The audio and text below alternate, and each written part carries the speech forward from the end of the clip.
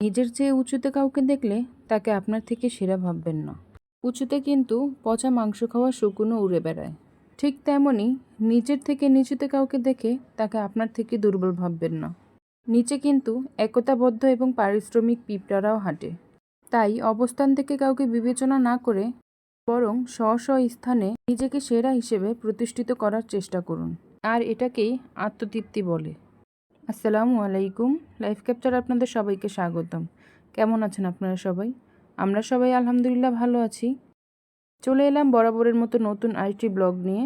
আশা করছি শেষ পর্যন্ত সবাই সাথেই থাকবেন। ভিডিওটা শুরু করছি সকাল থেকে। এখানে আমি দুপুরের জন্য রান্না করছি।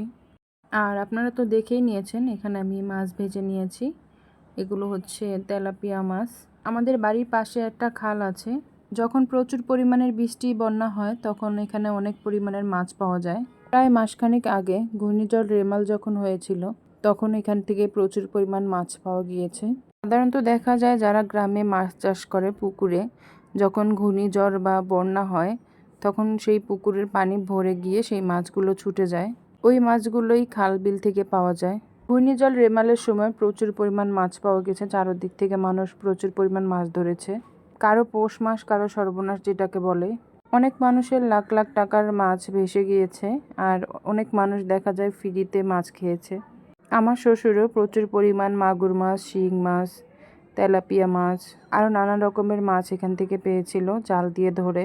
এই মাছগুলো তখনকার ধরা মাছ। আমার শাশুড়ি রেখে দিয়েছিল ফ্রিজে আমাদের জন্য। আর আমি আজকে তেলাপিয়া মাছ দিয়ে চিচিঙ্গা দিয়ে রান্না করছি। আমার জন্মস্থান ঢাকাতে। আমি ছোট থেকে বড় হয়েছি ঢাকায়। আর আমার দাদা বাড়ি, নানা বাড়িও আমার খুব কম যাওয়া হয়েছে। আর এর আগে আমি আর কখনো মাটির চুলোতে রান্না করিনি। আমার বিয়ের পর থেকে আমি যতবার শ্বশুরবাড়ি যাই আমাকে মাটির চুলা রান্না করতে হয়। তাই বলে এই না যে সিলিন্ডার গ্যাস নাই। আমার শ্বশুরবাড়িতে সিলিন্ডার গ্যাসের ব্যবস্থাও আছে। এখন গ্রামের বাড়িতে ঘরে ঘরেই সিলিন্ডার গ্যাস থাকে। মাটির চুলোতে রান্না করা খাবার আমার কাছে খেতে খুব ভালো লাগে। তাই যেই কয়দিন থাকি মাটির চুলোতেই রান্না করি। আমার শাশুড়ি আমাকে সবসময় বলে গ্যাসে রান্না করার জন্য। আর আমি যে কদিন বাড়িতে থাকি সবাই আমাকে সব কাজ করে দেবে, আমার ননদ, যা, শাশুড়ি, কিন্তু রান্না করতে কেউ আসবে না। রান্নাটা আমাকেই করতে হয়। আর এখানে আমি মুরগির মাংস, চামড়া এবং পা সহ আলু দিয়ে রান্না করে নিচ্ছি। এতক্ষণ যাবৎ যারা আমার ভিডিওটি দেখছেন কিন্তু একটি লাইক দেননি, প্লিজ একটি লাইক দিয়ে আমার ভিডিওটি দেখা কন্টিনিউ করুন। আপনার দেওয়া একটি লাইক আমার ভিডিওটি আরও অনেকের কাছে পৌঁছে দিতে সাহায্য করবে। আর যারা আজকে নতুন আমার ভিডিওটি দেখছেন, আমার ভিডিওর কোনো অংশ যদি আপনাদের কাছে একটু হলেও ভালো লেগে থাকে তবে আমার চ্যানেলটি সাবস্ক্রাইব করে আমার পাশেই থেকে যেতে পারেন এবং আমার আজকের ব্লগের ভালো এবং মন্দ দিকগুলো আমাকে কমেন্টস করে জানাতে পারেন। আরেকটি কথা আজকে না বলে পারছি না, যে ভুলটা আমিও অনেকবার করেছি না জেনে। সাবস্ক্রাইব করার পর কেউ স্প্যাম কমেন্ট করবেন না। এতে আপনারও ক্ষতি, আমারও ক্ষতি। আমার প্রচুর পরিমাণে সাবস্ক্রাইবার কেটে নিচ্ছে। যারা নতুন সাবস্ক্রাইব করবেন তারা কমিউনিটিতে একটি হাই হ্যালো মেসেজ দিয়ে যাবেন। প্লিজ আমার কথাতে কেউ কিছু মনে করবেন না। আর এগুলো হচ্ছে হেঁচি শাক, আমি চিংড়ি মাছ দিয়ে ভাজি করেছি। আর এই শাকগুলো আমার চাচি শাশুড়ি আমাকে দিয়ে গেছে সকালে। আমার শ্বশুরবাড়িতে সবাই আমাকে অনেক ভালোবাসে। আর এই কাঁঠালটা আমার আসার কথা শুনে আমার আরেক চাচি শাশুড়ি আমাকে দিয়ে গেছে।